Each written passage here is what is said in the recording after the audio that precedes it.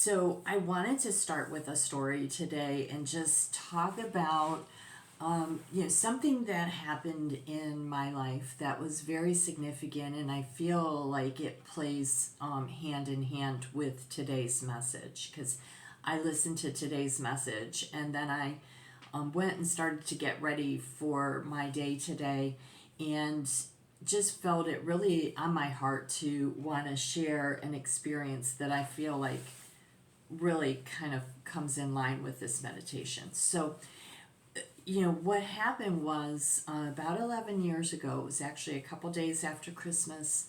Christmas tree was still up.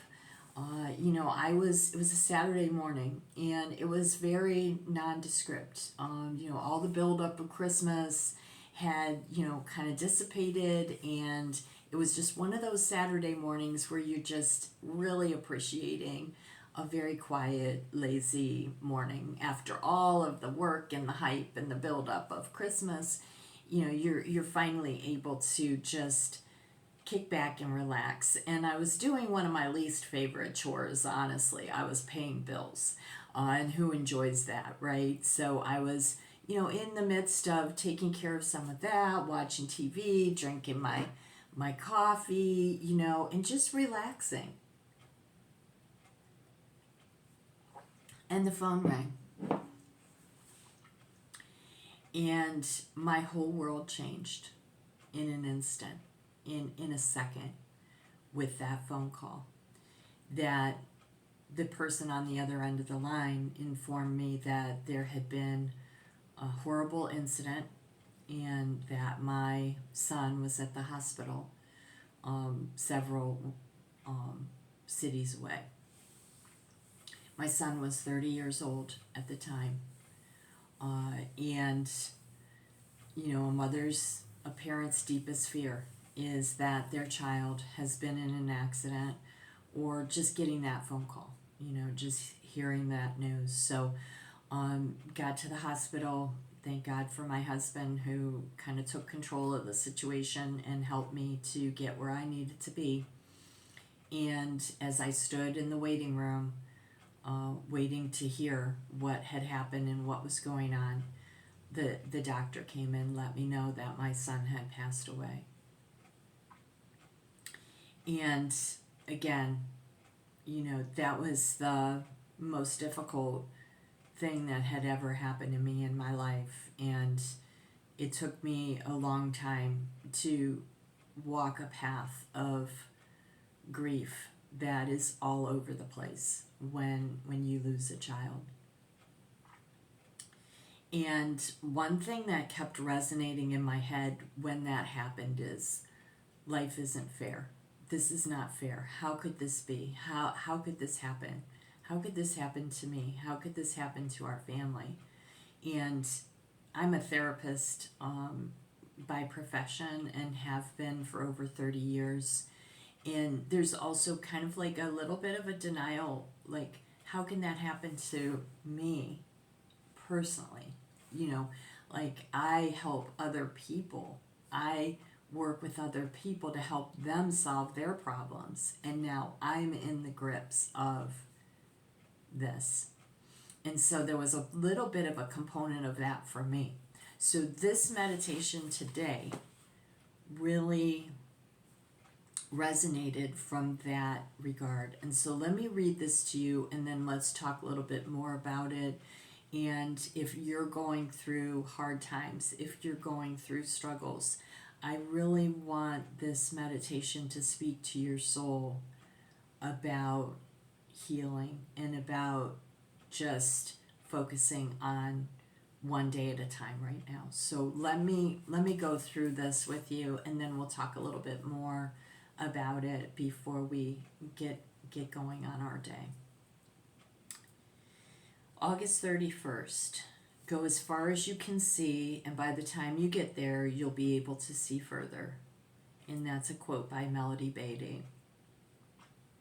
All of us are survivors who have weathered life's storms. Those of us with a little bit of tunnel vision, however, seem to do better than the rest during the hardest of times. The ability to stay focused on the present during hard times diffuses a lot of the dread that worrying about tomorrow brings. When we were younger, we often resisted life's trials. We thought prayer, wishing, or doing exactly the right thing could and should protect us and those we love from hard times. Now we know better. We know we are powerless over some of the cards that life has to deal. We know too that the resources and strength that saw us through yesterday's hard times will see us through today's. So far, surviving dark days has taught us to trust that our resources will continue to work for us. These resources are the product of our growth, which is the fruit of pain and suffering. They are rocks we can anchor ourselves to, bedrock that we can stand on. We can trust them as we trust the sun to rise. We now have money in our internal banks to ride us through hard times. Today, let me remember that God and I can get through anything that life brings. When I read this, and I wrote these notes down, because I read these just before I meet with you. So this is very fresh for me too. I haven't been studying it all week. I'm not, doing a lot of research and creating all this stuff to provide for you. I'm just really just speaking from my experience and my soul and what I've learned in my 60 plus years. And one thing that I've learned is we can do hard things. We can get through hard times. And even when we think that we can't, even when we think that we can't survive. When my son died, I didn't think I was going to survive. I literally, for the first and only time in my life, not only did I not think I was going to survive, I didn't really want to. And that's the truth. I didn't have an active plan to take my life. I wasn't suicidal in that regard, but I just didn't care. I didn't care if I lived or if I died because I was so hurt. I was in so much pain. And if any of you are going through that, I completely understand. And I just want to say, like Melody Beatty said, go as far as you can see, and by the time you get there, you'll be able to see further. So in other words, just stay in today. Don't look down the road. Don't look at forever. Just look at today and do what you need to do to get through that 24-hour period of time. Or even if it means get through that hour or get through that minute,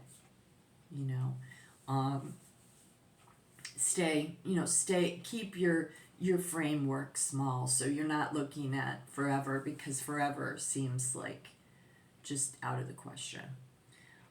The other thing that I think is really important for us to remember is that just because we do everything right, just because we're good people, just because we treat others well, just because we live by the golden rule, just because we're generous with our time, our spirit, our money, we can do everything right. We can cross every T and dot every I. And sometimes life is just going to throw these things at us, and life is not fair. And I think by the time we've gotten to this point in our lives, every single one of us, we've given up that fantasy that doing everything right is going to protect us from life's hardships, because it's not. We will experience loss. We will experience potentially divorce or separation from a loved one. We will experience maybe a job loss or maybe changes in our physical well-being. Things are going to happen to us that are outside of our control, that we didn't plan on, and that we didn't necessarily deserve, you know. And you can really get stuck in that stage of this progression of grieving whatever that loss is. You can really get stuck in that anger around, why did this happen to me? What did I ever do? Why is why is God even, bringing all of this on me? Again, we can get stuck in that, in that place, but it's not a productive place to be. So, excuse me, I get a little emotional talking about this topic. We don't want to stay stuck there. I did not want to stay stuck there. I stayed there for a little while. And not only anger at, the universe, at God, at other people, even at my son. I even got angry at him. That was part of my process. But I don't want to stay stuck there, because if I'm in that place of anger, I can't feel joy. I can't feel happiness. I can't be a productive person. So these stages we need to move through, but they're completely normal for us to experience them. And the realization that, no matter how good of a person you are, bad things can happen. There's actually a book called Bad Things Happen to Good People. I can't remember what the name of it is, but it's really it was written by a rabbi who lost both of his children. And I think it was called When Bad Things Happen to Good People. I'm going to research that because I want to read that book again. It was very powerful. And it helps us to kind of heal that, and if we're stuck in that anger stage. But the other thing that this meditation speaks to, it says, today, let me remember that God and I can get through anything that life brings. And your higher power could be whatever it is. Your higher power can help get you through anything that life brings, with the support of others, with the support of your family, your spiritual leanings, your spiritual family, whatever the case may be. You can get through anything that life brings. So remember that no matter what you're going through right now, whatever it is, and getting through it and getting to the other side, it builds your resilience, it builds your confidence, it builds your reserve of tools to be able to get through whatever else life throws your way. Because it's not if something happens, it's when something happens. Everything is going to happen in our lives, good and bad, and we need to be prepared to be able to deal with that. So building up your reserve of confidence and tools and resilience and grit will prepare you for the next potential thing that comes down the road.